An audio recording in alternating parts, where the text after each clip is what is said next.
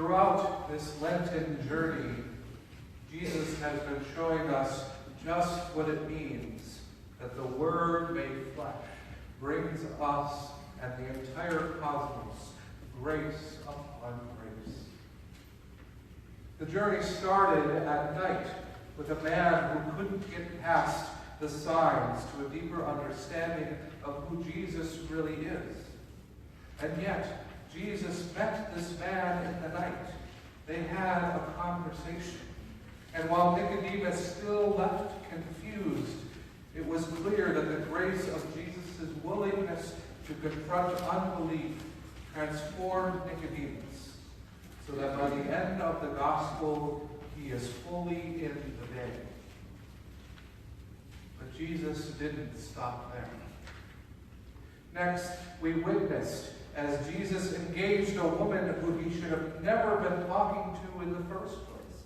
After all, she was a Samaritan, a foreigner whom Jews didn't associate with. Plus, this woman was broken.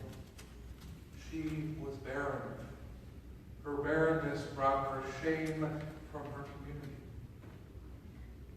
And yet, Jesus engaged her too in conversation, and through that conversation, this woman began to understand the life-giving water that Jesus was offering. In that conversation, Jesus' grace brought the woman healing through inviting her into relationship with God, a relationship that would restore her and make her whole. And she found the invitation so irresistible that she had to go and invite the rest of her community to come and see. But Jesus didn't stop there. What Jesus did next was simply unheard of in all the history of the world. Never before had anyone been able to open the eyes of a man born blind. And yet Jesus' grace did just that. And it was so amazing and so powerful that it created chaos within the community. It created division among the religious authorities. But it also brought more sheep into the fold who heard the voice of Jesus and began to follow him. But again, Jesus didn't stop there. And this is where we come to on our last Sunday here in Lent, the penultimate moment of grace upon grace. Up to this point, the people had seen Jesus turn water into wine. They saw him make a lame man walk again. They saw him feed 5,000 people with 5 loaves of bread and 2 fish. Those that witnessed these things knew that Jesus had power from God, and they did believe that he was the Messiah. Martha's witness tells us just as much. However, I don't think any of them believed or fully understood what it means for Jesus to be the Word made flesh. For most of their understanding was focused on Jesus conquering the powers of Rome and restoring the kingdom of Israel. Come and save one whom he loves. They had no clue that Jesus was about to do something even more amazing. You see, as much as it is a wondrous and celebratory thing when we or a loved one becomes healed from whatever illness or ailment we are suffering from, God's love has never been about healing physical wounds. Although sometimes it feels like we treat God like God is some kind of great physician that can work miracles if we just pray hard enough. If God's mission was only about healing our physical bodies, then the Spirit would not have inspired so many to explore their spiritual gifts of healing so that they would become doctors and nurses and therapists and nutritionists sin. God's ultimate mission has always been about reconciling people back into relationship with God. God's love works to turn us back into relationship so that we can realize who God truly made us to be, God's beloved child. And this reconciling began at baptism, and it has continued throughout all our lives so that God can destroy any other identifications or barriers or labels that have tried to make us less than who we really are.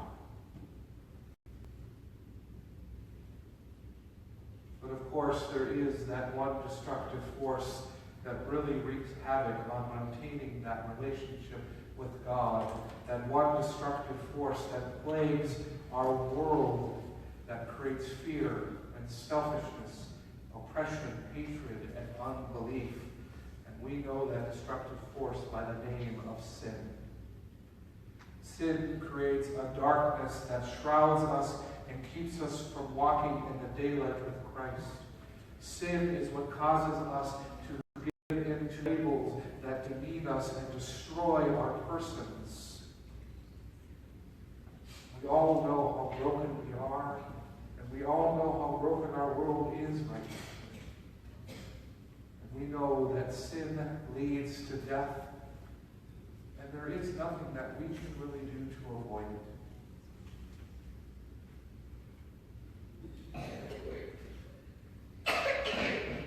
But God knows how to defeat sin. God knows how to reconcile the world. And because of this, God sent Christ into the world, into this broken world, into this world that is overrun by sin. God sent Christ into this world to become the Word made flesh, so that God could forever tie God's self into humanity. So what Jesus does in our gospel story today is continue this story of grace upon grace, as it shows us just how far God's love is willing to go in order to reconcile the relationship that was lost due to sin. And so while Martha and Mary believe that all is lost, Jesus comes to the tomb and shows everyone that nothing will stop God, not even death. In that penultimate moment, Jesus commands Lazarus to come out. And in that moment, God shows us that relationship is restored. For when Lazarus comes out of the tomb, an entire community is restored. And in that moment, Jesus shows us that what it means for him to be the resurrection and the life. For the raising of Lazarus shows us that resurrection doesn't happen in some far-off future, but it is here and now. The new life that Jesus restores is here and now. The kingdom is here and now. We live in the age of the resurrection here and now. God's work to reconcile is here and now. And if you need any proof of this, well, just remember that every night when you lie down to bed, you die. Our sinful selves die. As Christ washes us anew with the waters of baptism, so that when we awake in the morning, we have been given new life once again. God has reconciled us back into relationship, breaking down the barriers and the labels, reminding us once again that we are God's beloved. That is our true identity. That is how we should live our lives. Living a life in God's love.